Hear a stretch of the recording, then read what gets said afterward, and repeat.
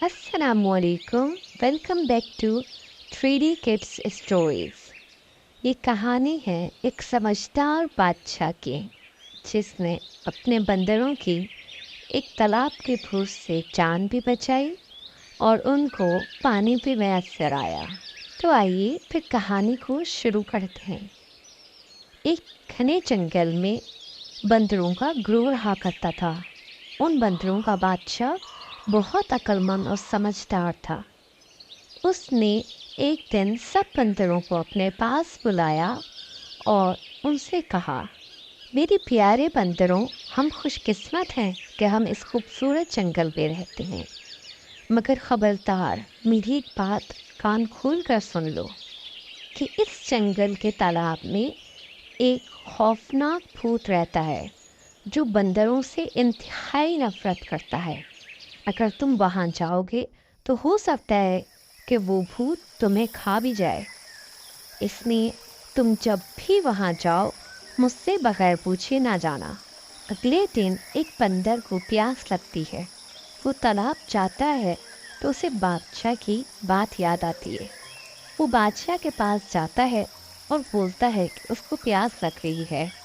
अगर बादशाह उसको कहता है कि सब्र करो, पहले मैं खुद जाकर उस तालाब की छानबीन करूँगा कि वो तालाब महफूज है या नहीं।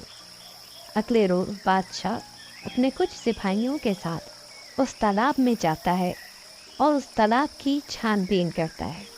छानबीन के दौरान उसे पता चलता है कि एक तालाब में भूत है। बादशाह उससे बोलता है कि तुम यहाँ से चले जाओ, मेरे बंदरों को प्यास लग रही होगी।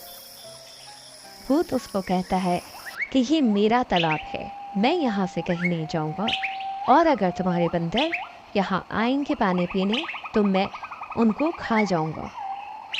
बादशाह कुछ सोच कर वापस चला जाता है।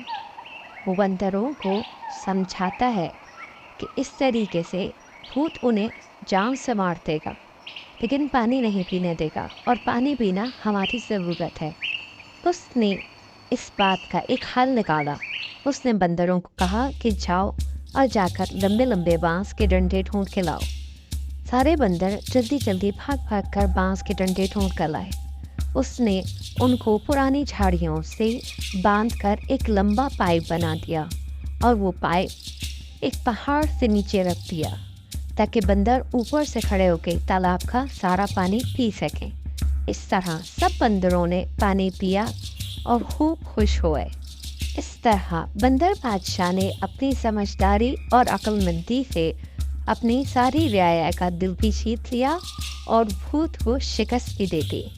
अगर आपको भी कभी कोई मुश्किल आए तो आप भी बंदर बादशाह की तरह अक्ल और समझदारी से फैसला करें।